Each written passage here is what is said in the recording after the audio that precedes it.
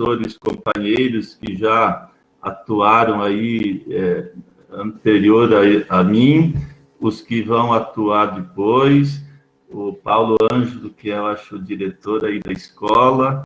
Então, muito obrigado pelo convite. Eu terminei de preparar agora à tarde e aí mandei os slides, depois a escola pode disponibilizar e vamos ver se a gente consegue, dentro do horário estipulado, apresentar o que nos foi proposto. Acho que todos conhecem, eu já tenho lido o subsídio do mês da Bíblia. A minha parte hoje vai ser a partir da página 33 até na 40, que é o segundo encontro, a solidariedade com o irmão necessitado. Deuteronômio, o 15, 7 e 11. Mas, para a gente iniciar, então eu até coloquei aí na tela a apresentação, e nós vamos iniciar, então, invocando a Santíssima Trindade, em nome do Pai, do Filho, do Espírito Santo. Amém. E eu convido vocês a rezarmos juntos a invocação do Espírito Santo para esse nosso encontro de hoje. Vinde, Espírito Santo, enchei os corações dos vossos fiéis e acendei neles o fogo do vosso amor. Enviai o vosso Espírito e tudo será criado, e renovareis a face da terra.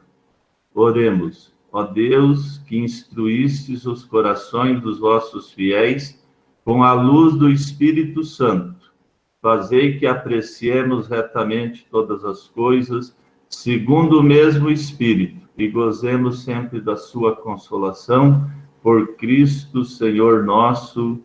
Amém.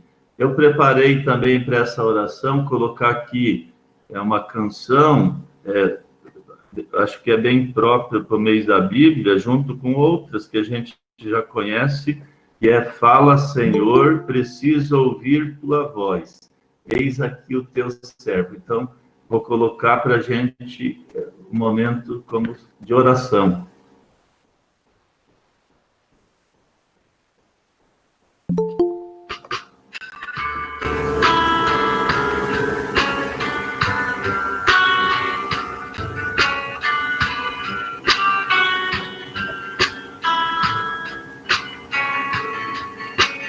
Deus quer falar comigo em coisas tão pequenas, nas coisas simples. Deus quer falar comigo em coisas tão pequenas, nas coisas simples. Eu quero ouvir sua voz. Preciso estar atento a todo movimento do céu em direção a mim. Fala, Senhor. Preciso ouvir tua voz. Eis aqui o teu servo. Fala no irmão, na palavra, Senhor, e no meu coração.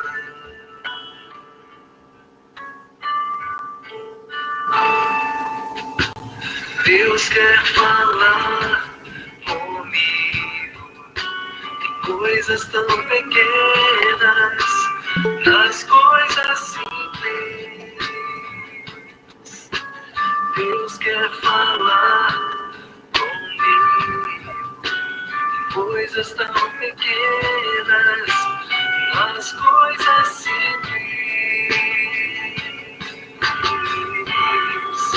Eu quero ouvir sua voz. Preciso estar atento a todo movimento do céu, em direção a mim. Fala, Senhor, preciso ouvir tua voz. Eis aqui o teu servo, fala, irmão, na palavra, Senhor, meu coração.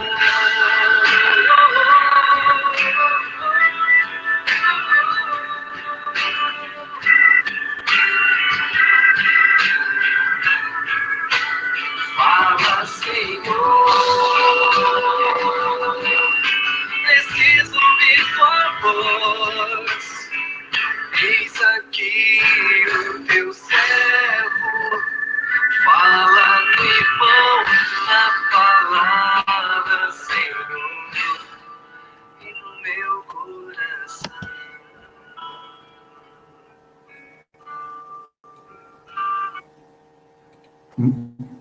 Muito bem, então, para encerrar esse momento de oração, invoquemos os santos e Nossa Senhora. Nossa Senhora, sede de sabedoria, rogai por nós. Em nome do Pai, do Filho, do Espírito Santo.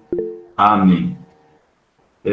Então, eu vou continuar aqui na tela, mas antes eu queria dar um testemunho para vocês. Eu estou vendo ali que já estamos mais de 30 participantes.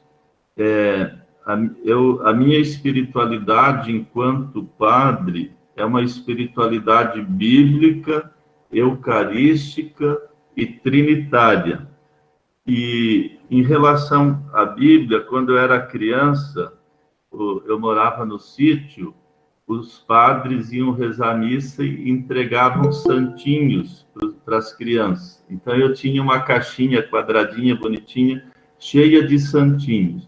Aí, quando eu fiz 8 para 9, eu comprei uma Bíblia, era daquelas edições paulinas, precisava 3 homens para virar uma página, de grande que era, e uma tradução bem ruim, mas eu comprei e aprendi separar capítulos e versículos, e fiquei entusiasmado, assim, comecei pelo Evangelho de Mateus, e foi, eu acho que ali que nasceu a minha vocação, porque eu morava lá na divisa com a Argentina, e tinha um padre peruano, e ele tinha dificuldade de falar o português, falava portunhol, e como eu fiquei apaixonado, assim, pela história da Bíblia, eu pensei o problema individual, da família, da comunidade, do mundo, porque as pessoas não aprenderam o conteúdo que está na Bíblia. Eu pensei, eu vou crescer e vou comunicar isso. Então, foi assim, essa primeira paixão pela palavra de Deus. E aí, a partir disso, eu, claro, guardei a caixinha de santinhos, mas eu fui colecionando Bíblias. E eu tenho várias. E aqui, por exemplo, essa aqui bem gasta, usada, riscada, mas é a Bíblia onde eu estudei, chorei, aprendi muita coisa, fiz história, né, de espiritualidade, a minha vida, o meu itinerário, então, na palavra de Deus. E aí, um mês bíblico, agora eu estou de novo aqui na paróquia São Miguel Arcanjo, mas no passado que eu estava aqui, a gente preparou um banner, e aí eu tive a ideia e colocamos esse banner aqui, o que vocês estão vendo aí, a palavra nos acompanha sempre. No princípio era a palavra, hoje é a palavra. No final, nos defrontaremos novamente com a palavra. Então, de fato,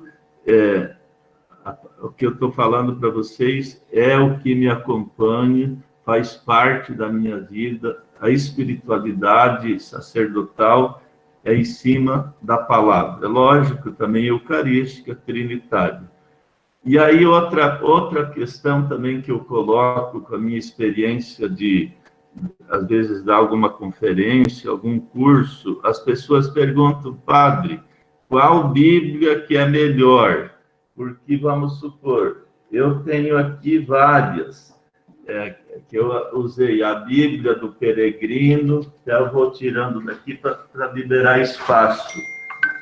A Bíblia Jerusalém, a Bíblia Tebe, tradução ecumênica da Bíblia, tem essa aqui, a nova edição pastoral, embora eu estou usando a antiga, e tem essa aqui, Ave Maria, sem falar outras aí que tem da CNBB. Então, o público às vezes pergunta, padre, qual Bíblia é melhor? Então, eu dou um exemplo. Se a gente está falando numa escola, eruditos, estudantes, que é uma Bíblia mais científica, então é lógico que a Bíblia de Jerusalém. Agora, vamos supor, a minha mãe que faleceu esse mês, ela nem tinha um ensino primário. E aí, por exemplo, até então, ela usava essa Bíblia, Ave Maria. E eu vou dar um exemplo para vocês, por exemplo, no Gálatas, depois vocês podem conferir, no capítulo 5, e o capítulo 5 fala dos pecados da carne, das virtudes do Espírito Santo.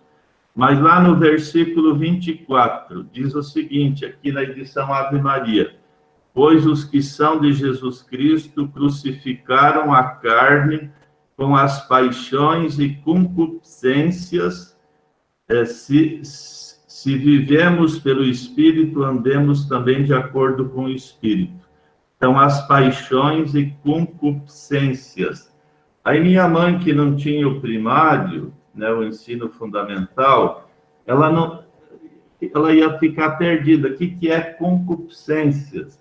E aí, por exemplo, a edição pastoral, o mesmo capítulo, lá nos Gálatas 5, 24.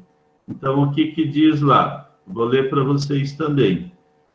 Deixa eu achar aqui, 22, 24. Os que pertencem a Cristo crucificaram os instintos egoístas junto com suas paixões e desejos. Então, é lógico que minha mãe vai entender melhor, entendia, né? Porque agora está lá na Glória, concupiscência como instintos egoístas, desejos da carne, cobiça. Então, depende do público. Se dá para falar fácil, por que complicar? Então, qual Bíblia é melhor? Aquela que a gente entende a linguagem e traduz em vida, em esperança, em caridade. Então, essa é melhor. E então, voltando aqui na apresentação, quando eu coloquei a palavra nos acompanha sempre, porque quem apresentou a semana passada, eu acho que colocou lá o capítulo do mês da Bíblia, que era Ouça Israel.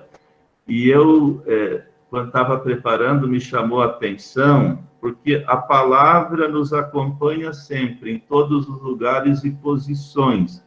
E aí, lá no Deuteronômio, aqui no 6, 4, 9, vai dizer, vejam o que diz ali. Ouça Israel, o Senhor nosso Deus é o único Senhor. Amarás, pois, o Senhor teu Deus de todo teu coração, de toda a tua alma, de toda a tua força. Estas palavras que hoje te ordeno estarão no teu coração. Tu as ensinarás a teus filhos, e deles falarás sentado, eu quis aqui colocar em vermelho, em tua casa, andando pelo caminho, estando deitado e de pé. Também as atarás como sinal na tua mão, ou outras traduções podem falar braço, e te serão como faixa entre os olhos. E as escreverás nos batentes de tua casa e nas portas da cidade. Então, o que me chamou a atenção, ali já no Deuteronômio, essa consciência, né, da palavra de Deus, da importância da palavra de Deus. E outra coisa que eu queria falar para vocês, de vez em quando, como padre, chega alguém e diz, padre, eu vou dar um presente e vou dar uma Bíblia, faz uma dedicatória.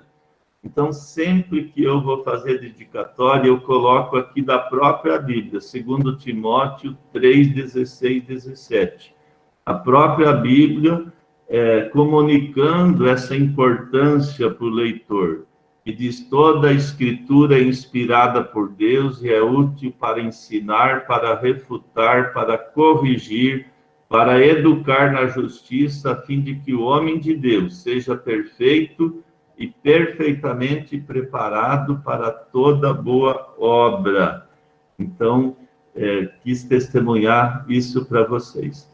Agora vamos, então, para o nosso encontro de hoje. Quando o Paulo Ângelo e a equipe aí falaram desse momento de formação, eu pensei qual é o objetivo de nosso estudo, de estar fazendo esse curso aí no mês da Bíblia.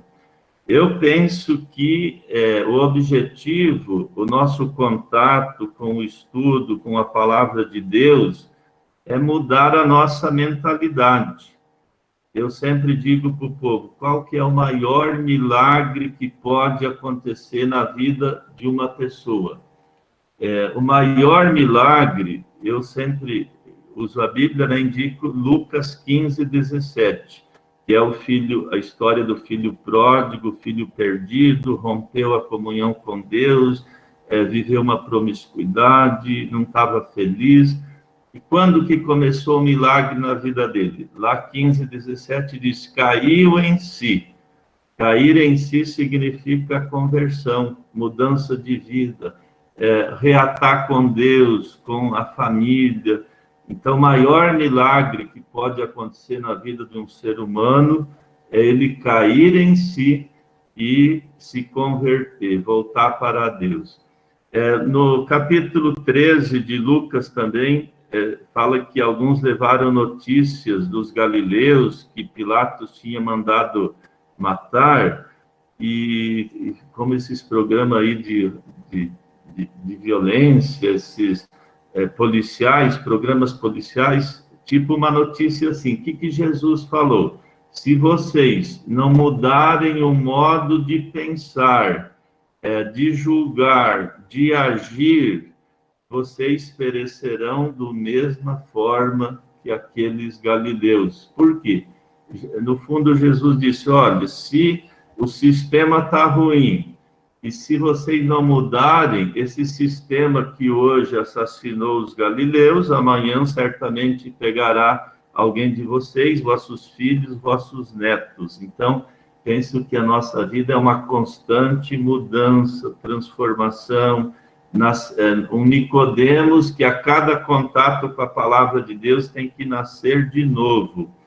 E há 2 domingos também, era no 22º domingo, a liturgia trazia na segunda leitura Romanos 12, 1 a 2, uma leitura bem curtinha, onde dizia, não vos conformeis com este mundo, né? Um mundo piramidal, injusto, cheio de problemas, de sofrimento, e aí a palavra, lá Romanos 12, que nós devíamos nos renovar, e renovar a maneira de pensar, de julgar, de agir. Então, esse confronto com a palavra de Deus nos leva a essa maneira, não nos conformar com aquilo que não está certo. Então, lá quando eu coloquei o objetivo, eu coloquei tornar o reino de Deus visível nas pessoas e na sociedade. Eu acho que esse é o objetivo de estar aqui nesta noite, de vocês estarem outros dias, da gente ir na missa, da gente participar de formação. Tornar visível o reino significa inaugurar o reino.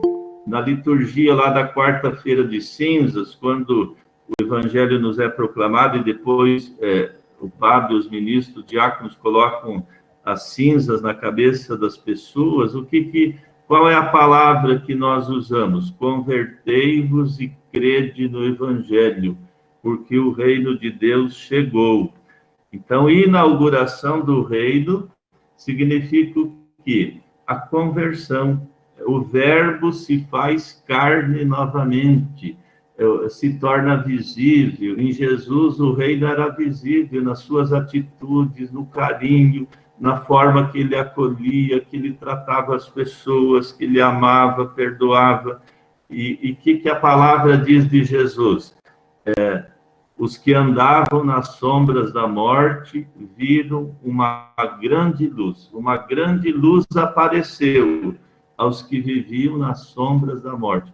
Então, quando nós acolhemos a palavra e ela nos transforma, há uma nova mentalidade, eu diria, o verbo se fez carne, se faz carne novamente e habita entre nós. E o reino será visível nas nossas atitudes, nas nossas palavras, no nosso comportamento. Então, penso que esse é o primeiro ponto, objetivo.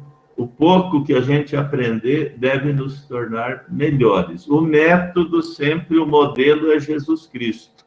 Imitar Jesus numa vida contemplativa, mística, né? A oração, aqui o exemplo Pai Nosso, podia trazer aqui muitos exemplos bíblicos, peguei esses dois, e a ação.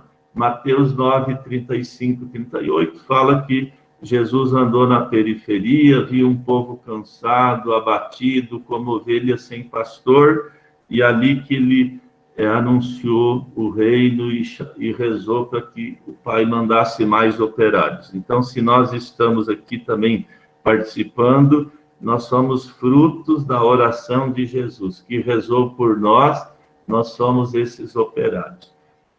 Outra coisa, para que a gente se torne melhor, nós temos que usar toda a nossa razão, quer dizer, o conhecimento, temos que ter boa vontade, porque não adiantaria ter titulações, conhecimento, e não ter boa vontade. Os meios que a gente deve, por exemplo, aqui estamos online, vocês têm também muitos outros meios. Agora, eu sempre digo o seguinte, não adiantaria uma razão brilhante, né, uma mente brilhante, termos boa vontade, possuirmos muitos meios, se não tivermos a graça de Deus. E aí eu sempre remeto para o Salmo 126, que diz, se o Senhor não construir a casa, se o Senhor não vigiar a cidade, em vão vigiam os sentinelas. Se o Senhor não construir a casa, em vão vai ser o nosso trabalho. Então, primeiramente, além da razão, do conhecimento, da vontade dos meios, nós precisamos da graça de Deus. O Papa Paulo VI, na Populorum Progressio, Desenvolvimento dos Povos, lá numa encíclica de 1967, no parágrafo 42, ele dizia, o homem poderá construir o mundo sem Deus, mas sem Deus construirá contra o próprio homem. E aí eu concluo essa introdução, e eu sempre afirmo isso, uma pessoa melhor, uma sociedade melhor, uma cidade, um país, um mundo melhor, sempre serão frutos do próprio Deus, que toca na mente, no coração, e aí a pessoa tocada por Deus, ela absolutamente obedece à palavra, ela se torna livre. É para a liberdade que Cristo nos libertou. E ninguém nos tirará a alegria de sermos livres. Então, uma pessoa tocada por Deus na graça, o absoluto é Deus, e por causa de Deus, ela é capaz de gestos heróicos, vai se entregar, né, renúncia, sacrifícios, amar as pessoas, sorrir, fazer o bem, independente se as pessoas merecem ou não, porque ela é guiada não pelas oscilações e maturidade das pessoas, mas pela palavra. O absoluto é a palavra.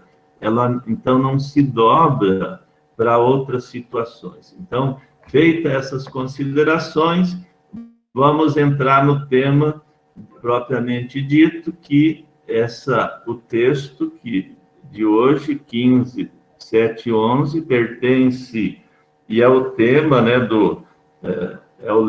o tema do mês bíblico. Como vocês já devem ter visto, acho, nos professores que antecederam aqui, o segundo discurso de Moisés começa lá no Deuteronômio 4:44 e vai até no 28:68. E dentro desse segundo discurso está inserido o Código Deuteronômico.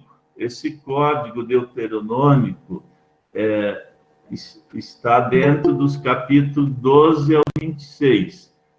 Vocês já devem ter visto lá também as temáticas dessas leis, né? O código da segunda lei, nomo lei, segundo, que contém leis escritas em diferentes períodos históricos. Então, desde que Moisés saiu com o povo hebreu, no ano mais ou menos 1200, eles já estavam na Terra Prometida, e essa redação ela foi se concretizando, e pelo que os estudiosos nos mostram, demorou em torno de 4 séculos, né? Começa lá no século 8 e vai até o pós-exílio. Então, o livro do Deuteronômio ele foi sendo melhorado conforme a experiência ali do povo de Deus. Essas leis do Código Deuteronômico se referem a quê?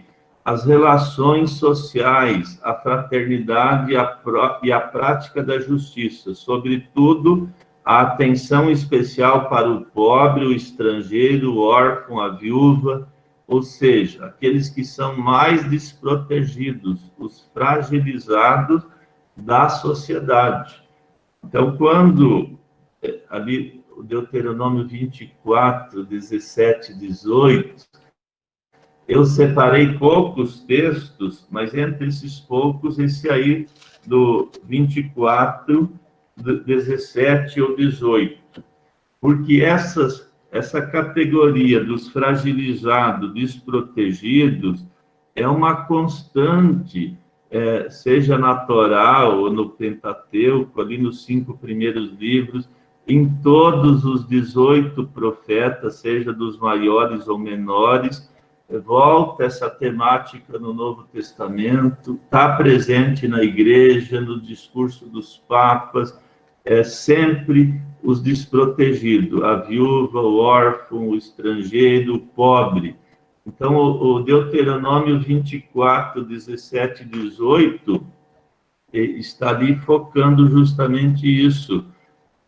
Não distorça o direito do estrangeiro e do órfão, nem tome como penhor a roupa da viúva. Lembre-se, você foi escravo no Egito, e daí Javé, seu Deus, o resgatou. Por isso eu lhe ordeno agir deste modo. Então os profetas vão sempre lembrar. Quando o povo tentava voltar aos mecanismos de escravidão, o profeta era a consciência que eles não deviam repetir aquilo que foi trágico na vida, né, que eles foram libertados.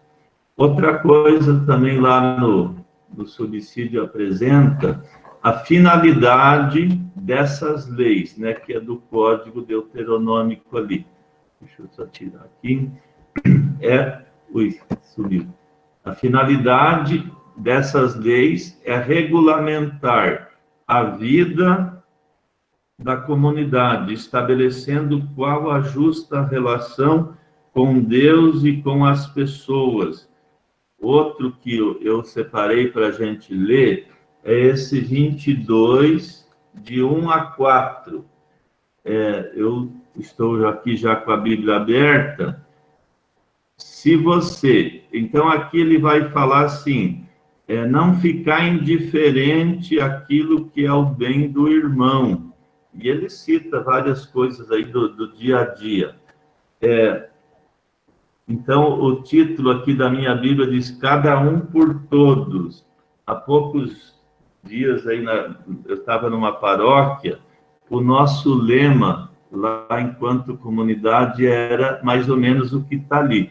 Um por todos, todos por um, todos por todos, o tempo todo. Então, a gente encontra ali nessas leis, no Código Deuteronômico, justamente leis para que a sociedade possa viver em paz, possa as pessoas ter o mínimo necessário para viver com dignidade. Por isso que eu coloquei aqui, e negritei, estabelecendo qual é a justa relação com Deus e com os irmãos. Aí, o que é justo? Se a gente for falar assim por senso comum, para as pessoas entenderem o que é justo, eu sempre falo assim, numa construção, quando está finalizando uma obra, o que o dono da obra pensa? Para que ela fique em harmonia, traga segurança, beleza, dê paz, seja um encanto. É lógico que ali as janelas, as portas, tem que estar justa dentro, né, do todo da obra. Se alguém colocasse uma porta disforme, maior, menor, acabaria com a estética do edifício. E aí, seria ridículo, né? Não seria justo. Então, quando fala justa relação, o que cabe corretamente na vida de uma pessoa e de uma sociedade? Cabe uma pessoa passar fome, ser vítima de violência, viver nas favelas, não ter o direito básico para viver com dignidade? Então, isso não dá para entender justamente o que o Deuteronômio quis. Relações justas é aquilo que traz beleza, encanto, harmonia, paz, não para um grupo, mas para toda a sociedade. Isso, então, é a finalidade aí desse código deuterocanônico, né? O código deuteronômico, ele pode ser dividido em 3 blocos. Então, ali, o próprio subsídio, e se vocês olharem lá dentro do segundo discurso de Moisés, esses 3 blocos. O primeiro, as leis referentes às relações com Deus. E aí eu vou apresentar em seguida. O segundo bloco, leis referentes às instituições. Então, ali ele vai falar dos juízes, a função do rei, do sacerdote, dos profetas. E o terceiro bloco é leis referentes às relações humanas e sociais. E ainda ele vai descrever ali 2 eventos. O caráter litúrgico, então ali ele vai falar da Páscoa, da festa das semanas, que é o Pentecostes, das tendas, que é o início da primavera, das colheitas, e esse lado, o Código Humanitário Social, e conclui com a forma da aliança. Aqui também, se a gente pegar esse texto aqui, o Deuteronômio 26, 12 a 15, ele vai falar o quê? Da função do culto. O culto é para instrução, para a justiça, para a partilha. Ali vai falar também do dízimo. O dízimo é dado a Deus, só que não ficava com os sacerdotes, os levitas, era repartido para os pobres, os fragilizados, desprotegidos. Inclusive, o título aqui dessa parte vai falar: os pobres são sacramentos de Deus. O que é sacramento? Sinal e presença real. Então, o Deuteronômio, ele tinha essa consciência. ser fiel a Deus era eliminar toda a injustiça e a partilha, para que todos vivessem bem. Nessa outra parte aqui, o Deuteronômio 26, 17 e 19,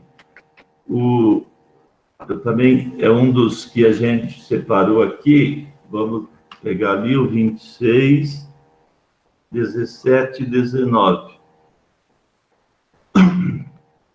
Diz o seguinte: hoje você fez Javé declarar que ele seria o seu Deus, com a condição de que você andaria nos caminhos dele, observando seus estatutos, mandamentos e normas, dando assim ouvidos à sua voz. E Javé hoje fez você declarar que seria o seu povo próprio, conforme ele mesmo lhe prometeu, observando todos os mandamentos. Desse modo, ele tornará você superior em honra, fama e glória e todas as nações que ele fez, e você será um povo consagrado a Javé, seu Deus, conforme ele prometeu. Então, ali nós temos a consciência, né, que o povo de Israel foi escolhido por Deus, e aqui a identidade de Deus, a manifestação de Deus, o povo, Deus se manifesta e é a sua identidade no comportamento do povo. E esse comportamento é na prática da lei, na obediência dos mandamentos, na prática da justiça, da partilha. Então, aqui nós podemos dizer o seguinte: é uma teologia com Deus. Por quê? Porque não é teoria, é prática. Agora, hoje nós podemos constatar que há uma morte da teologia, uma teologia sem Deus, ou aquilo que alguns hoje teólogos estão falando, um cristianismo sem Cristo. Aí alguém pode dizer, mas como um cristianismo sem Cristo? Quando que isso acontece? Por exemplo, quando as pessoas só têm fachada de cristianismo, mas agem e aplaudem aquilo que é contra o projeto do reino. Por exemplo, apoiar a tortura, o armamento, a exclusão, o preconceito, o não usar corretamente as políticas públicas para a promoção, para a dignidade da viúva, do órfão, do pobre, os desprotegidos, os fragilizados. Então, hoje, nós vemos o Papa Francisco muito coerente com esse projeto bíblico, a CNBB, e há uma grande reação. E o que nos surpreende que a reação não são dos ateus, às vezes de cristãos fundamentalistas que agem contra o Papa Francisco, a CNBB, alguns grupos até rezando, Senhor, iluminai-o ou eliminai-o. Então, hoje está se falando a morte da teologia, ou a teologia sem Deus, um cristianismo sem Cristo. E aí eu diria assim, para matar a sede, o que a gente tem que usar? A água. Para matar a fome, a comida. Agora, se a gente diz que é Cristo, o que a gente apresenta? O seu projeto de reino, as suas leis, os mandamentos. Esse projeto do qual Jesus veio anunciar, morreu, viveu, agora dizer que é cristão e se posicionar contra esse projeto, então fica aí uma reflexão e vocês mesmos podem tirar a conclusão se isso procede ou não na nossa realidade. Muito bem, vamos seguindo, depois no final vocês também podem fazer pergunta. Então, eu entrei nesse assunto aqui, porque ali no código fala do humanitário social, a fórmula da aliança. Aliança com Deus é pacto, é compromisso. Deus se expressa no comportamento do povo. Então, um comportamento errado é a negação do nome de Deus. Então, nós vimos ali em cima que o código ele se organiza em 3 momentos: leis referentes às relações com Deus. Então, agora aqui eu vou descrever o que é quanto às leis referentes às relações com Deus. O que nós vamos encontrar lá no código? A centralização do culto no templo em Jerusalém. Era a morada de Deus, e ali tem algumas críticas, né, positivas, negativas, porque é um Estado teocrático, a monarquia, e depois vai ter essa exploração do templo, então tem também alguma parte crítica aí. Os ritos de purificação, a terra e o povo são consagrados ao Senhor. Agora, o que é mais interessante para a gente ver aqui, vou tomar uma água,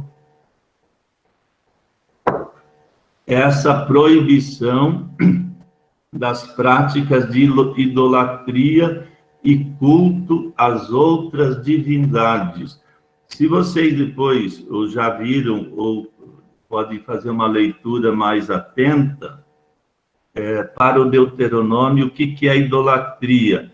Não é adorar imagens, mas é abandonar o Deus de Israel e não agir conforme a sua vontade. Pacto com a injustiça, com a exploração, principalmente dos mais pobres e dos indefesos.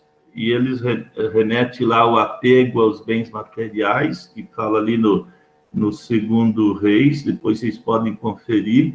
Ali no 2º Reis, o autor bíblico, ele fala que o motivo do exílio foi o mau comportamento do povo, né, que não obedeceu à lei de Deus. Então, não é castigo de Deus, mas a desobediência levou a essa triste realidade que foi o exílio.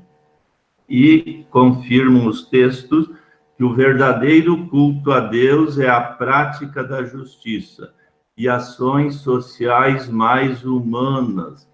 Então, eu diria aqui que hoje a gente não vive só a idolatria, a gente vive uma egolatria. O que é egolatria? É substituir Deus pelo homem. As mentalidades, o homem no lugar de Deus. E aí o Deuteronômio, em todos os 34 capítulos, ele tenta, e não só esse livro, mas o Pentateuco e a Bíblia em si, e depois vou falar do compêndio da doutrina social da igreja, vai falar da proximidade de Deus com os fragilizados. Na consciência bíblica, não amá-los é um pecado. Não é só contra a fraternidade. Não amá-los é o pecado contra a paternidade. Por quê? Lá no Gênesis 1, 26, depois de Deus ter criado os animais, as plantas, o mundo, ele cria o ser humano. E que Deus, quando ele criou as plantas, os animais, Deus viu que era bom. Quando criou o ser humano, Deus viu que era muito bom. Agora, o que nós vemos em algumas mentalidades hoje? Eles se acham no lugar de Deus, decretam a falência dos irmãos e chamam, por exemplo, são uns vagabundos, tem que matar tudo, essa gente não presta, bandido bom é morto. É como se fosse, então, a pessoa diz, olha, esse Deus ali da Bíblia, da revelação, você joga fora.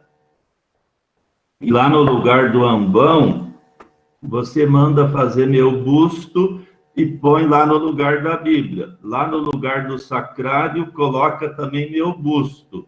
Por quê? Agora anulamos tudo que se Deus fala e nós vamos erigir um novo Deus, e ele pode decretar a falência do irmão, juiz do irmão, ao invés de recuperar o que estava perdido, que é a missão de Jesus. As novas mentalidades hoje pecam, que é o pecado mais grave, não é contra a fraternidade, é contra a paternidade. E nós vamos nos defrontar no juízo final pelo amor que nós tivemos ou não com os fragilizados, com os desprotegidos, com o julgamento, com a exclusão. Então, hoje, nós vemos o pecado da egolatria. As mentalidades no lugar de Deus. E isso é muito grave, né, hoje, é o que nós estamos presenciando. Enquanto a missão de Jesus, da Igreja, Papa Francisco, da CNBB, é recuperar o que estava perdido, as novas mentalidades dizem, não, vamos banir, não presta, vagabundo, sem vergonha, não tem jeito, leva para tua casa. Aqui em Maringá tem o trabalho com os imigrantes, a Caritas, e às vezes tem gente que entra lá nas redes sociais e diz, leva para sua casa esses bandidos, quer dizer, sem ter a proximidade dos dramas humanos, as pessoas se comportam assim. Bom, vamos então para frente, ali, então o primeiro, algo ali que o Deuteronômio no código vai zelar, essa relação com Deus que não pode ter a idolatria, e muito menos a egolatria. Aí eu trouxe aqui para vocês a pergunta que Jesus fez. Quem dizem os homens que eu sou? Quem é Deus para nós?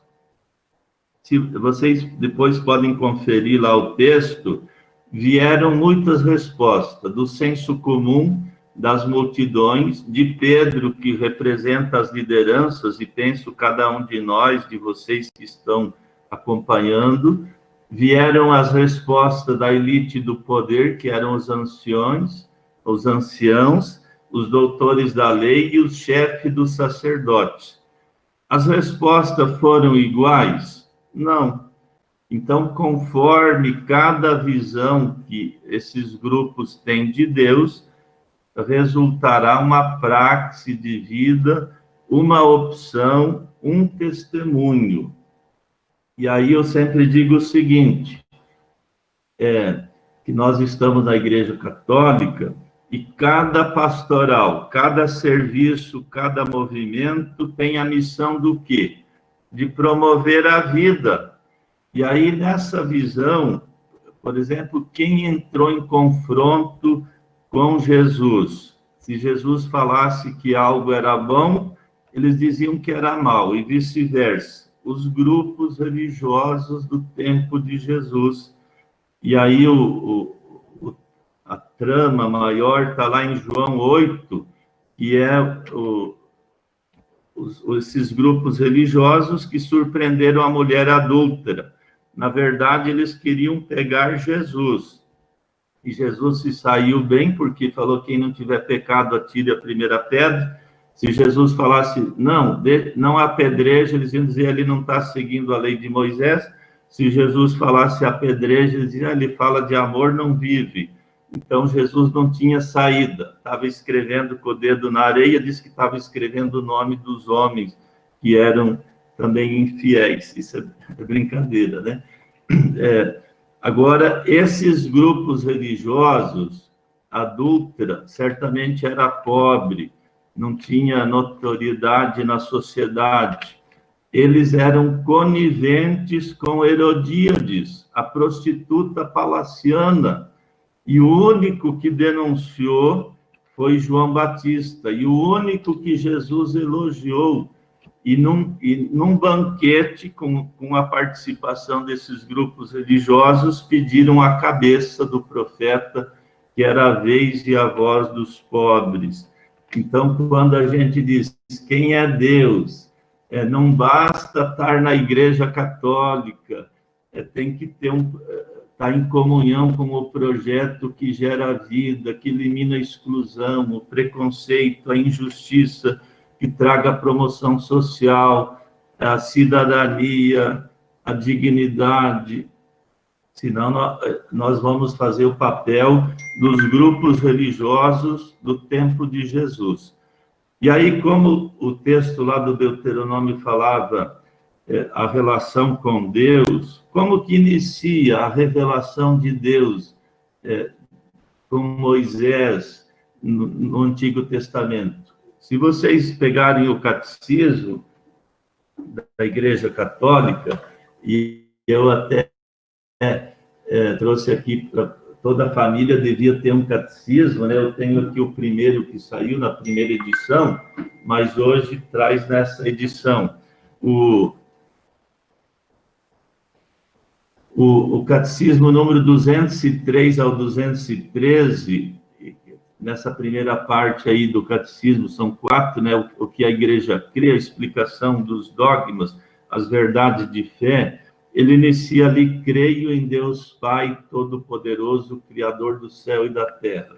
Aí ele vai dizer como que surgiu a origem da crença nesse nosso Deus da revelação. Como que iniciou? Aí nós vamos recolher os textos lá do Êxodo, que Deus adota o povo hebreu, o povo de Israel, e aparece para o povo concomitantemente. Ao se revelar, Deus revela um projeto para a pessoa e a sociedade. Qual que é esse projeto para a pessoa e para a sociedade? Tirar de cima de vocês o opróbrio, a vergonha, as cargas do Egito. Eu vim ver vocês e como estão tratando vocês no Egito. Eu decidi tirar vocês da opressão egípcia e levá-los para uma terra onde corre leite e mel. Opressão significa escravidão, negação dos direitos básicos. Aí nós podíamos dizer, mesmo que fosse uma só pessoa privada dos direitos básicos, ali estaria toda a humanidade. E o próprio Bento, quando foi lá em Auschwitz, e ele disse, mesmo que fosse um só oprimido lá em Auschwitz, ele disse, ali estaria toda a humanidade. Ou nós nos salvaremos juntos, ou miseravelmente pereceremos. Então, ao se revelar o nosso Deus, dos 46 livros do Antigo Testamento, dos 27 do Novo, ele revela o projeto para a pessoa e para a sociedade. Eu vi a miséria, ouvi o clamor, conheço os sofrimentos, desci para libertá-los. Então, aqui nós vemos que Deus se revela, ele se autodefine, não é o homem que cria Deus, né, como os gregos, romanos, tinham lá os seus ídolos, os deuses, Deus disso, Deus daquilo, conforme as necessidades de cada época. E Moisés, então, é o protótipo aqui, é o modelo desse projeto da libertação, que ele ficou apavorado quando Deus se revela para ele, o que vou responder? Se o povo tem tantos ídolos e deuses, eu sou aquele que sou, este é o meu nome. Então, por isso que eu falei, nem uma pastoral, um movimento, um serviço, se quer ser fiel a Deus, tem que estar a serviço da vida, da dignidade, do bem comum, da solidariedade, senão vai estar traindo o projeto de Deus. Aqui eu não coloquei, mas se vocês depois pegarem lá no Êxodo, Êxodo 3:12, Moisés vai rezar na montanha. E ele era hebreu, inclusive ele bateu num egípcio, esse egípcio veio ao falecimento, e ele teve que fugir, e mesmo assim Deus escolheu Moisés, mas ele estava rezando lá no monte, Êxodo 3:12, e Deus disse o seguinte: olha, você teve escola particular do faraó, tem tanto, você quiser me louvar aqui no monte, primeiro assuma o compromisso, vai, liberta o meu povo, depois venha que eu aceito o teu louvor. Então, na visão bíblica ali do Êxodo, ninguém pode desvincular o projeto de Deus.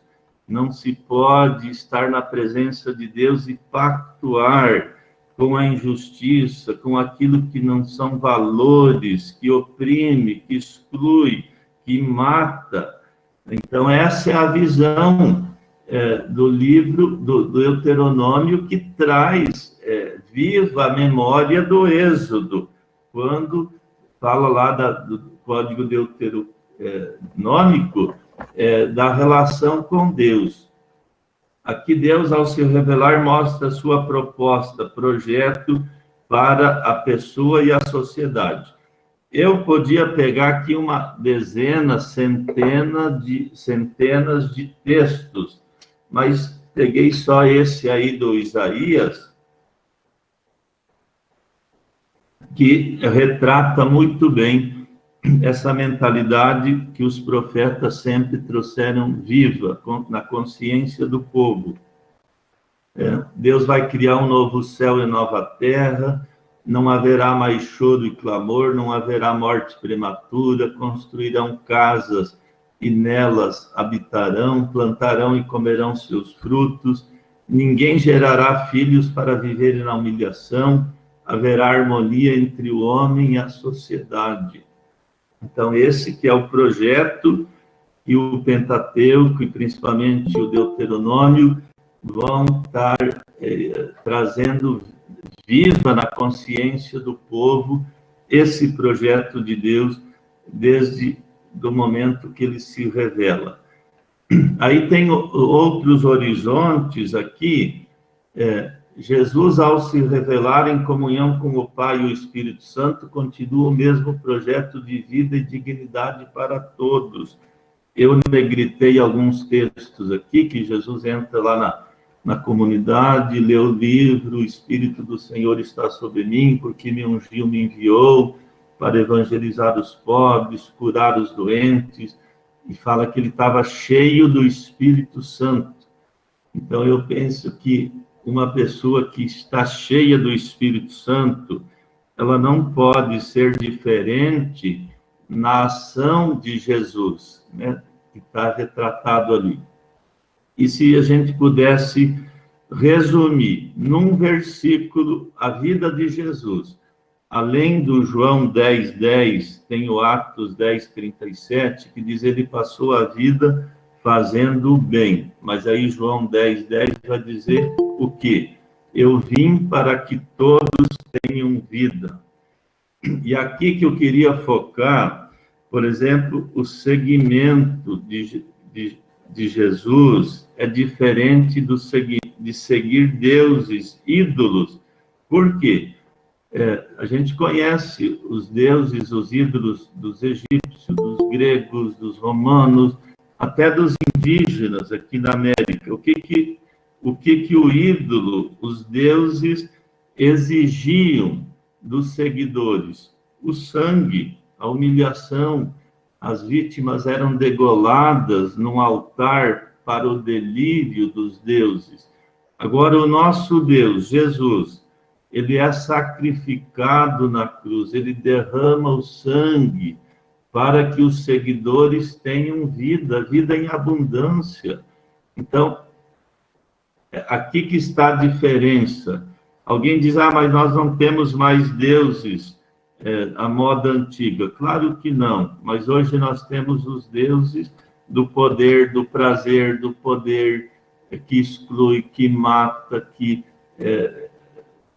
traz essa realidade de sofrimento aí que nós estamos vendo.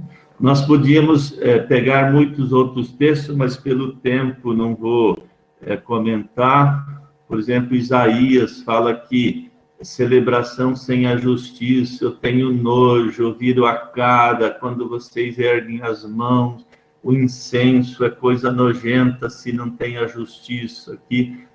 Então, o profeta não é que fala só coisas agradáveis, ele também desafia. E às vezes as pessoas dizem, queria que o padre falasse bonito, não falasse disso, daquilo. Aqui no Isaías 36 a 14, Isaías ficou também chateado que algumas pessoas diziam que não queriam que ele falasse política, economia, compromisso. Ele diz, escrevam isso numa tabuinha. Vocês querem que eu profetize ilusões, mas marquem aí, a história vai cobrar de vocês.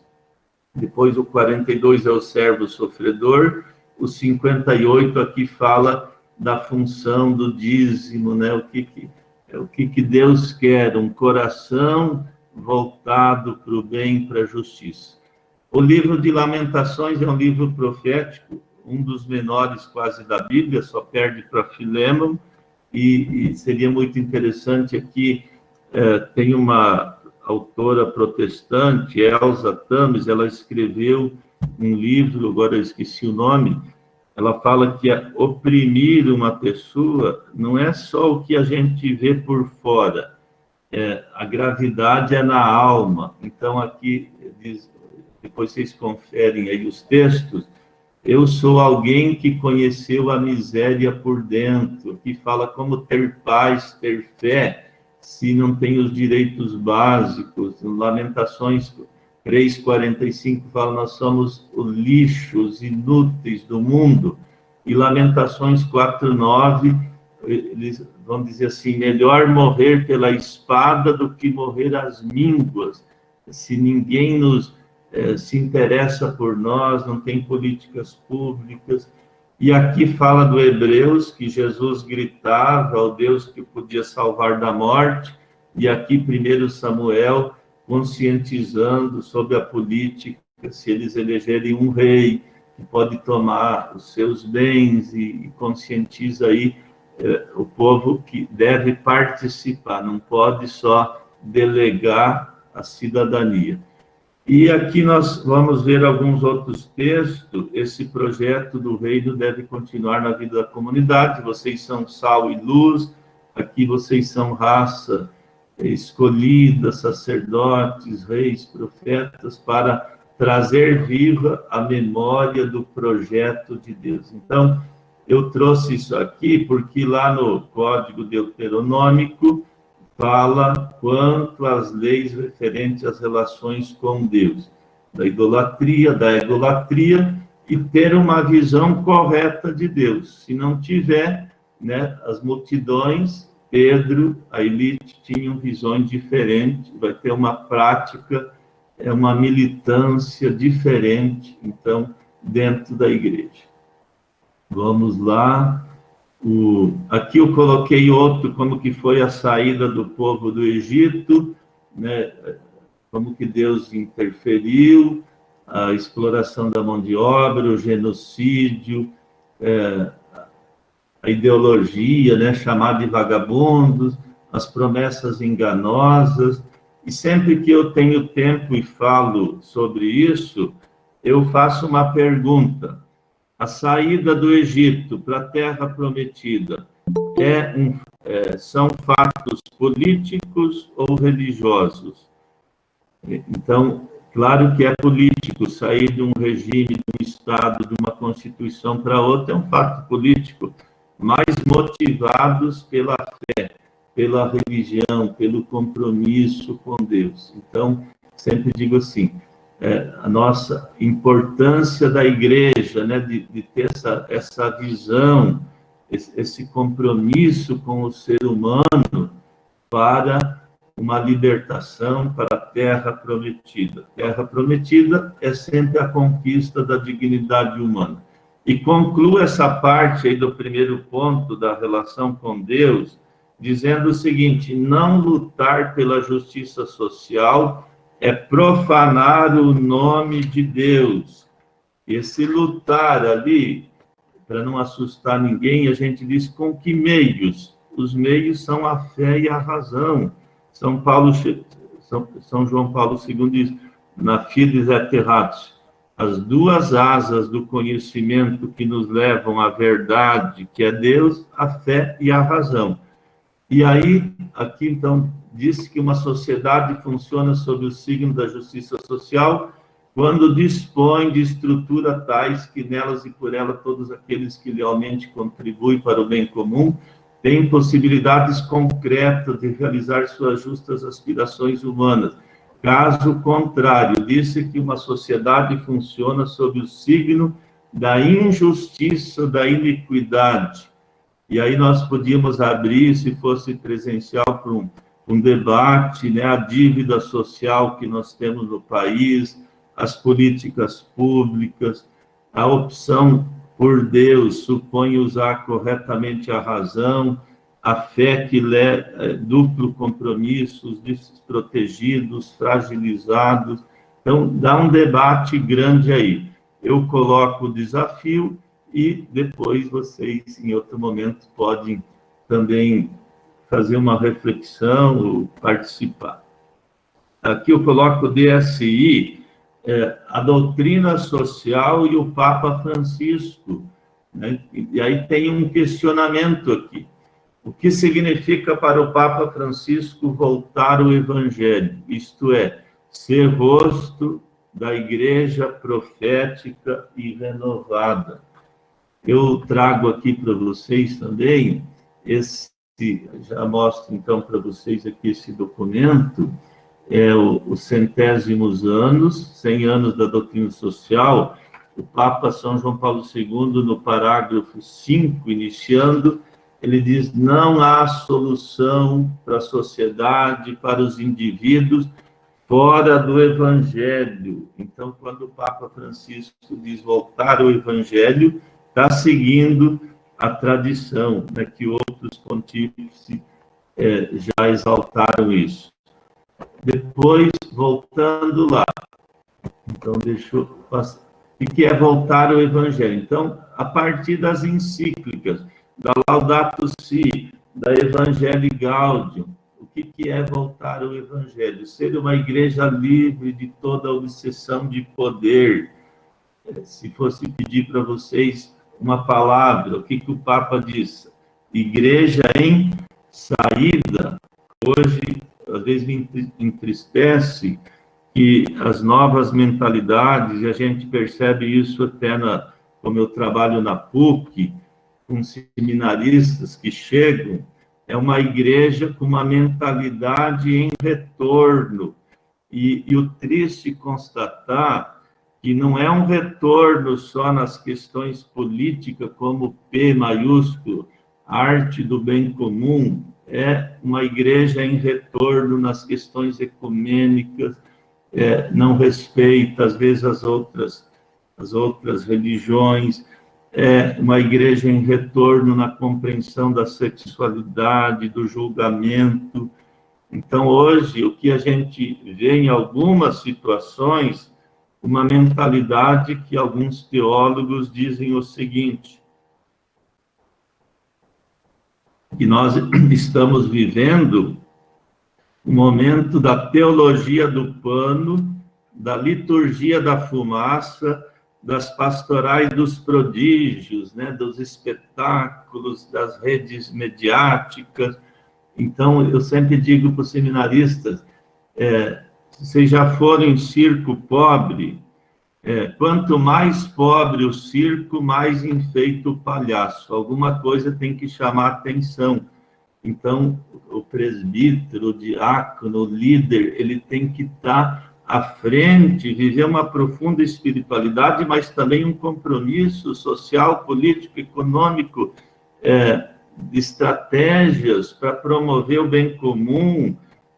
E aí, se a gente não percebe isso, ou às vezes até oposição ao reino de Deus, é um circo pobre, né? É uma teologia do pano, só interessado em casulas, em roupa, em cor, se celebrou com a mão erguida, abaixou a cabeça, não abaixou, se fez.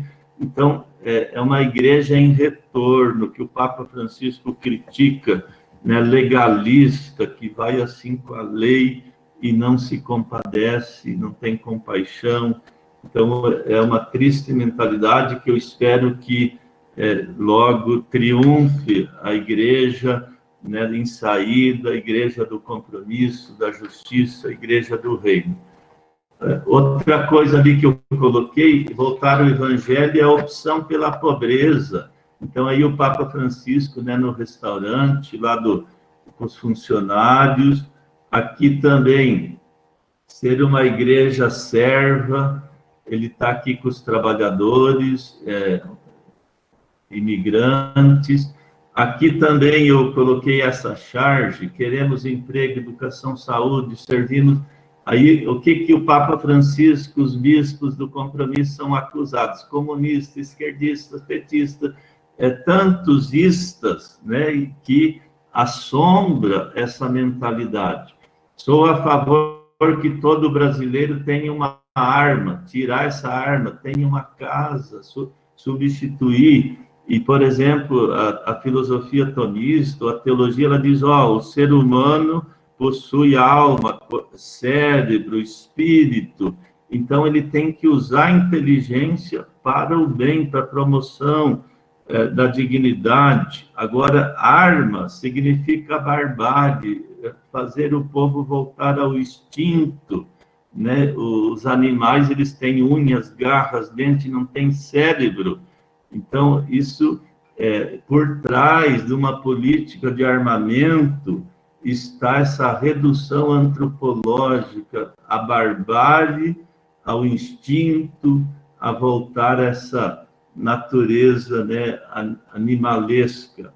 O Papa Francisco também, uma crítica implacável ao capitalismo neoliberal, e eu trouxe aqui também, agora eu vou mostrar aqui, vocês já devem ter lido, estudado muito, a Evangelii Gaudium, que é de 2013, a maior crítica ao capitalismo de todos os tempos está aqui, nesses números aqui, o Evangelii Gaudium 54, 56, a rejeição de Deus, né, que é a idolatria. Então, o capitalismo é uma religião, porque os bancos são as igrejas, os banqueiros sacerdotes, a riqueza é o céu, a pobreza é o inferno, o dinheiro é o seu Deus. Então, o Papa Francisco, aí nesses números que eu indiquei, é uma crítica, ele diz não a uma economia da exclusão, não uma economia da exclusão e da desigualdade social, essa economia mata, o ser humano é considerado em si como um bem de consumo, descartável, excluído, explorado, resíduo, sobra. Estou lendo aqui no próprio documento, e ele fala que vivemos no momento da globalização da indiferença, o dinheiro é idolatrado, o mercado, o consumo. Então, o Papa Francisco, né, um grande batalhador aí, de acordo com esse espírito do Deuteronômio. Aí eu coloquei outras charges aqui, além da Evangelii Gaudium, né, o que o capitalismo faz, né? A igualdade seria isso, a equidade seria isso, e o capitalismo paga a entrada, né? Isso aí só para ilustrar um pouco. A dimensão social da evangelização. Então, lá na Evangelii Gaudium, o Papa Francisco, de novo aí acentuando o que ele disse, né? Fora outros números também, a causa estruturais da pobreza não pode esperar, não a desigualdade social que gera violência. E aí aqui eu vou passar rapidinho, a homilia de Lampedusa, que foi feita em 2013, onde morreram 93 imigrantes negros. O Papa foi lá rezar a missa, e aí vocês encontram essa homilia aí no site do Vaticano. Eu até já coloquei aqui, só para mostrar, deixa eu ver, não é esse... não é esse. Essa aqui, Viagem a Lampedusa. Só clicar lá naquele site, vale um curso de doutrina social. É muito profundo. Aqui eu ia colocar, se a gente tivesse tempo também, uma música que é da Mercedes Souza e Beth Carvalho, que elas interpretam, né, e cantam, Eu Só Peço a Deus. E nessa música tem uma prece aí de Gandhi. Eu vou passar rapidinho, porque eu estou vendo que é quase 9 horas.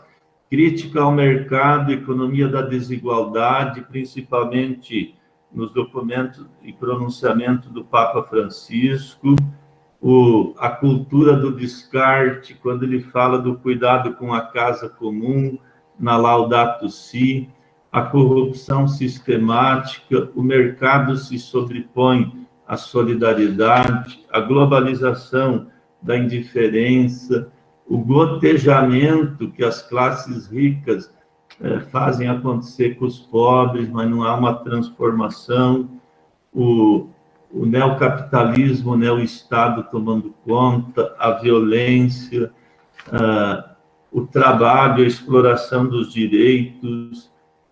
Na Laudato Si também ele fala, então, cuidar da casa comum, cuidar dos pobres.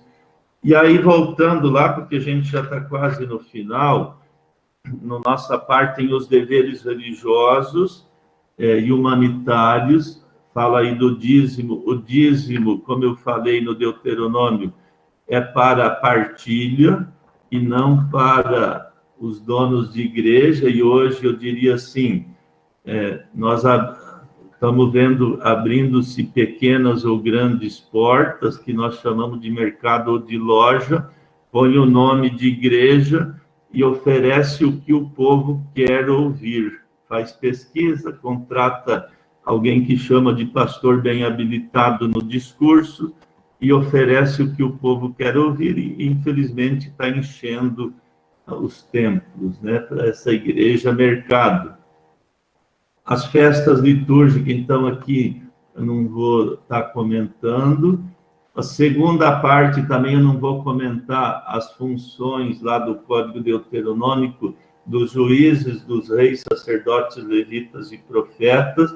E a terceira parte, então, que estamos nos encaminhando para o final, quanto às leis referentes às relações humanas e sociais.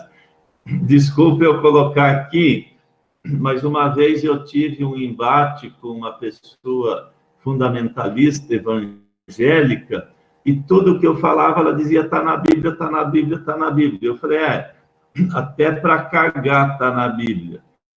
Então, aqui no Código Deuteronômico, muitas leis, eu destaco essa aqui, até para cagar, purificação do acampamento. Então, se vocês lerem ali, como era um Estado teocrático, as leis de higiene e de saúde estavam todas embutidas. Então, ele dizia, no acampamento, quando você fizer as necessidades, leve uma pá contigo, cubra as fezes, para que Javé que caminha não pise, não leve, espalhe a doença. Então, eu coloquei aqui porque eu lembrei desse fato que a pessoa dizia, tudo está na Bíblia. Eu falei, tá sim. E aí, fato curioso.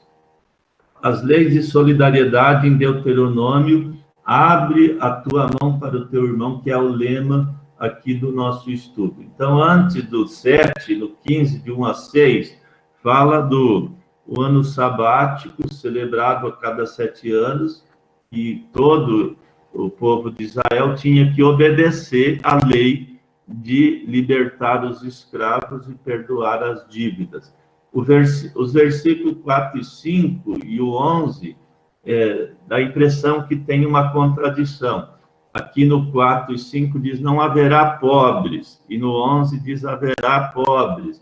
Então, o que o Deuteronômio está dizendo? Eles têm um sonho de uma sociedade fraterna. Ser povo de Deus abençoado, a bênção divina, isso significa comportamento ético, eliminação da injustiça, sendo a pobreza resultado do desrespeito às normas e estatutos divinos no convívio social. Então, o 11, que diz sempre tereis, o Deuteronômio, como é segunda lei, não desiste do sonho da comunidade fraterna. E aí, se vocês lerem lá o texto, eu coloquei aqui, se eu chegar num local e ver cacos de vidros, por exemplo, eu vou deduzir que quebrou alguma coisa. E, no caso aqui, vendo as consequências da sociedade, a pobreza, a violência, o descarte, quebrou-se na visão ali do Deuteronômio, a aliança com Deus foi interrompida. Então, é o sonho sempre dessa sociedade justa, sem senhor e sem escravos. Se tem pobres, o povo é convidado a uma nova aliança, ser solidário, promover a dignidade e libertar os pobres de suas dívidas. Hoje seria traduzido em políticas públicas. Eu vou deixar como sugestão esse aqui, ó. Eu vou só mostrar para vocês, eu vou só ligar para mostrar. É um vídeo da Verbo Filmes. Não, aqui é da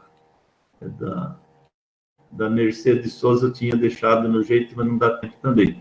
Aqui, ó, esse vídeo aqui é da Verbo Filmes, tem seis momentos, né, com poucos minutos. O que eu ia mostrar e deixo como tarefa é o número 2. Livro do Deuteronômio, Deus ouve o clamor do povo oprimido que o liberta.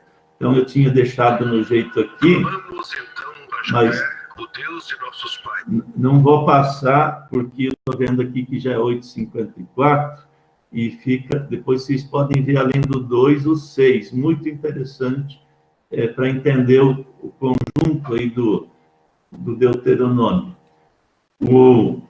Aqui, então, a ótica do livro do Deuteronômio, a partir do Êxodo, é uma memória, como eu disse, levou 4 séculos para escrever, contada, recontada, mostrando um Deus sensível aos sofrimentos, que ouve o clamor, lembrando lá no Êxodo, vê, ouve, conhece, desce. Para quê? Para não reproduzir as estruturas injustas do Egito, formar uma nova sociedade a partir da partilha e solidariedade. Eu destaquei aqui em vermelho, a terra prometida é buscar sempre a dignidade em todos os tempos. E o que está constante lá no livro do Deuteronômio e nos profetas, isso aqui, ó. Lembra-te de que foste escravo no Egito, de onde o Senhor teu Deus te resgatou, e por isso que eu te ordeno que procedas assim. De vez em quando vem padre seminarista ou freira falar comigo e fica enrolando para contar algo, às vezes tão simples. Às vezes dá vontade de pensar, não atender, mas daí eu pensar, eu já fui escravo no Egito, então tem que ter misericórdia. O versículo 7 fala de endurecer o coração, então, a atitude do faraó, que não reconheceu a vontade de Deus, que manda libertar os israelitas cativos. Na terra prometida, o israelita deve imitar a bondade de Deus, sendo generoso com o irmão necessitado. Essa libertação é motivada pela experiência fundante de Israel, como povo de Deus. E bênção, aqui o versículo 10, é mais uma exortação ao credor, que às vezes não queria emprestar para os desprotegidos. E concluo aí com a mensagem, penso que o tema de hoje tem essa mensagem: superar as estruturas injustas, motivadas pela adesão a Jesus Cristo e seu reino. Cristianismo com Cristo. Devemos sempre responder aos apelos de Deus. Abra a tua mão para teu irmão.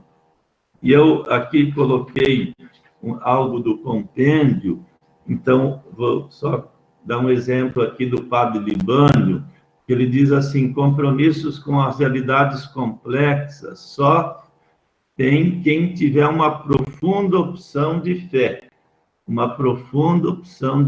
e a graça de Deus. O que são realidades complexas? Trabalhar com sem terra, sem teto, com os dependentes químicos, né? É complexo. Agora, a pessoa só vai lá se ela for possuída da graça de Deus. Então, eu sempre digo, Deus não nos pede licença para agir diferente do modo que nós pensamos e agimos.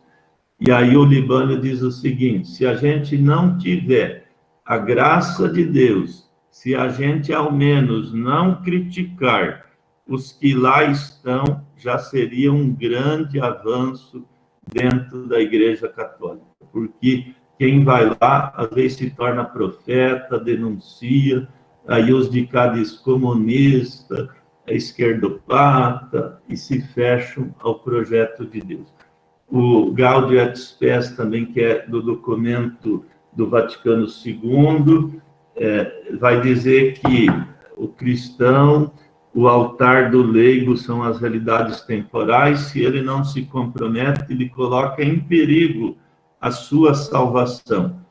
E aqui eu nem vou comentar, porque aqui fala do clamor dos pobres deve nos convencer, que é o pobre Lázaro e o rico que morre. O rico pensa que um milagre vai salvar os ricos, e Jesus diz, não, nem que o morto ressuscite, que é um grande milagre, não vai salvá-los. Se eles não ouvirem a igreja, a doutrina social, o catecismo, o compêndio, então eles já têm tudo o que é necessário. Nem que o morto ressuscite, eles não vão acreditar. Então, o que seria o milagre? O milagre aqui seria organizar a sociedade, uso correto dos meios para salvar a todos, ricos e pobres. O catecismo, nesse número aqui, também fala que pactuar com o mal é um homicídio de responsabilidade de cada um. A proposta do compêndio, então, aqui é recordar a revelação de Deus, que tinha uma proposta para a pessoa e para a sociedade. É dever de todo cristão se instruir. Muitos consentem ao mal, às vezes de forma coletiva. Por quê? Aí, nesse documento aqui, que é inclusive do Papa São João Paulo II, de 98, para uma melhor distribuição da terra, o desafio da reforma agrária, ele diz que o consentimento ao mal que é um sinal preocupante de degeneração intelectual, moral e espiritual, está provocando o que nós vemos aí na nossa sociedade, uma ignorância estratosférica, maldade, ódio, eliminar quem pensa diferente. E aí, chegamos aqui no... Deixa eu ver... eu tinha colocado aqui, mas eu não vou comentar, que se a gente ama a Deus, o destinatário do nosso amor sempre é Deus, mas os beneficiários é a comunidade. Tu me amas? Então apacenta minhas ovelhas. Aí a pergunta é, na evangelização devemos oferecer o que o povo quer ou o que precisa? Aqui é um resumo da temática, um pouco do compêndio. Aqui são os princípios e finalidade do compêndio. Aqui seria algum reforço ainda para essa realidade social que o Deuteronômio fala e que a igreja continua. Não vou falar porque não vai dar tempo. E a solidariedade, que é o tema, está no compêndio, nesses números aqui. Eu coloquei aí, é mais do que simpatia, empatia, é sofrer e se alegrar juntos.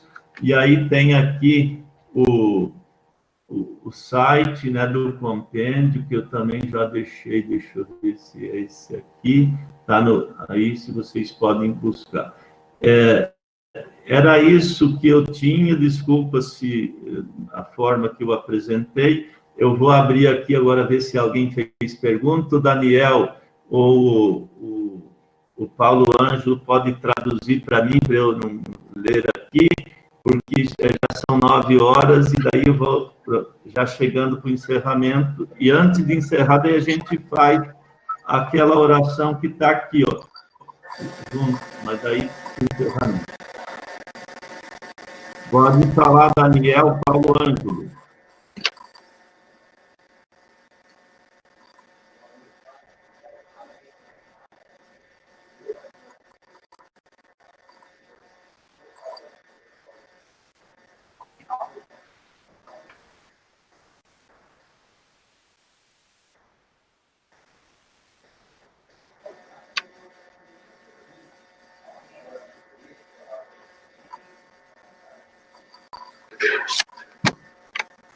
Padre Leomar. Oi. Está saindo som? Estão me ouvindo? Pode falar, estou ouvindo. Bom, primeiramente, muito obrigado, Padre, por ter aceito o convite e ter estado conosco. O desafio de trazer uma temática como essa, no período que nós estamos vivendo, e eu vejo que aí a igreja tem sido profética em levantar essa temática e nos apresentar esse ponto de reflexão. O tempo, né, nós, só a aula de hoje, o tema de hoje seria o tema para um curso de meses. Verdade. Na verdade? Mas eu queria colocar uma pergunta, tá? O Deuteronômio 15, de 4 a 5, ele vai trazer, que está bem próximo do tema que o padre apresentou hoje. Ele vai condicionar a bênção divina ao comportamento ético e à eliminação da injustiça. No Deuteronômio, ele apresenta isso. A bênção está condicionada a esse comportamento ético e eliminação total da justiça para com o pobre, com o doente, com a viúva, com o órfão, com o peregrino, enfim. Quando Mateus coloca no capítulo 25 a condição que Jesus coloca para herdar o reino de Deus. Tive fome, tive sede, estive nu. É a continuidade da dinâmica e da pedagogia de Deus, como foi no livro de Deuteronômio. Nós podemos fazer uma leitura dessa forma. Jesus traz essa condição da bênção divina de entrar no reino de Deus, se continuar aquilo que o povo já lá atrás, no Deuteronômio, viveu e foi condicionado. Podemos, eu não sei se tem essa relação. O Evangelho de Mateus é o Evangelho da Justiça. Pode ver que no início nós viemos para cumprir toda a justiça. Então, é uma sintonia, inclusive o Deuteronômio é citado muitas vezes, mais de 100 vezes no Novo Testamento. Então, essa continuação, é muito coerente. Muito bom você ter lembrado. E aí que não é ritos que nos salvam, embora a gente precise, mas o rito sem a prática é uma teologia sem Deus. Muito bom. Obrigado, padre. Respondeu com certeza.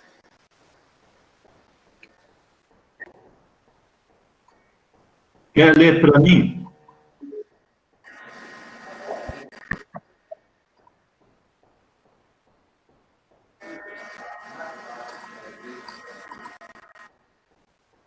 Não entendi.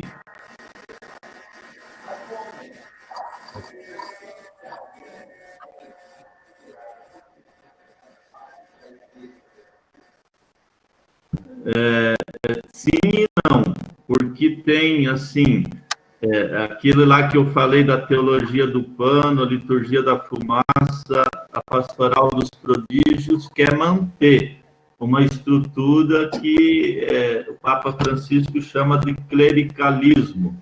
E, de outro lado, sim, tem muitos homens e mulheres assim, que estão aí engajados e lutando pela inclusão, pela participação, o esforço aí do Papa Francisco, né, de rever a teologia, as questões até das necessidades pastorais. Então, há um grande número, sim, de homens e mulheres empenhados, mas tem os grupos religiosos do tempo de Jesus que eram oposição ferrenha para Jesus, e eles vivem em outra mentalidade hoje, que matariam Jesus pior do que a morte que ele teve.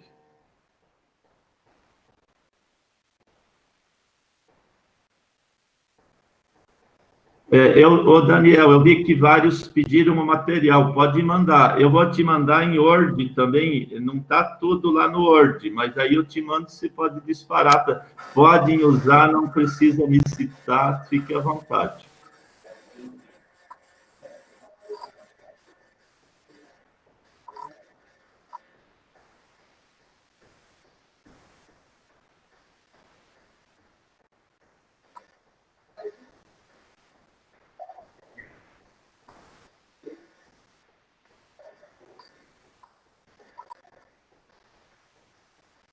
O Papa Francisco, ele trouxe uma revolução, e uma mudança sempre provoca, eu acho assim, desconforto.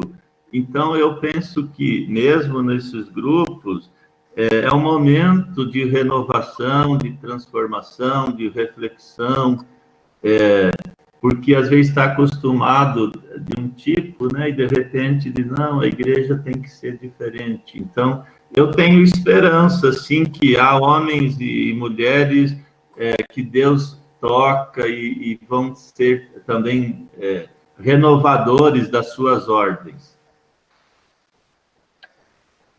A gente tem que ficar com o conteúdo, dá banho na criança, mas joga fora só a água, e fica com a criança e não joga fora o conteúdo. Padre Leomar, olhando o texto de Deuteronômio, eu até anotei aqui o caráter litúrgico que o Deuteronômio nos apresenta. Lógico que a igreja, ela cristã, ela carrega toda uma história litúrgica do primeiro povo chamado por Deus, né, até o povo hebraico, judeu, e nós temos muito dessa característica litúrgica dos judeus também.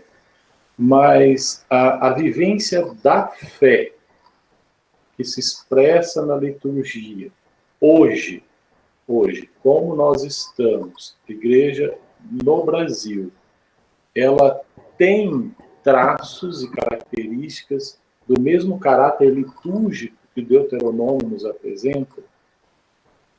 O que eu pude perceber nos estudos, que o culto, ele tinha uma função de instrução para as virtudes de uma sociedade justa, de partilha. Então, inclusive os ritos que eu mostrei ali, eles faziam lá no templo, para essa consciência. Então, não era assim um rito vazio, amei a Deus, não.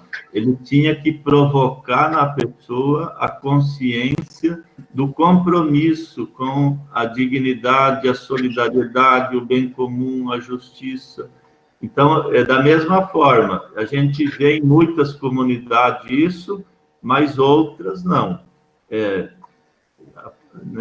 Cometendo absurdo, inclusive em alguns templos, erguendo armas dentro do templo, né? Então, que transformação, que consciência para o projeto do reino.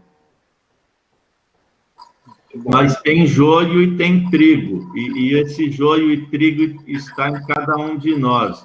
Em Pedro e em cada um de nós temos tudo de Deus, mas temos tudo de fraquezas, de humano, e cada dia tem que nascer de novo, ouvir a palavra.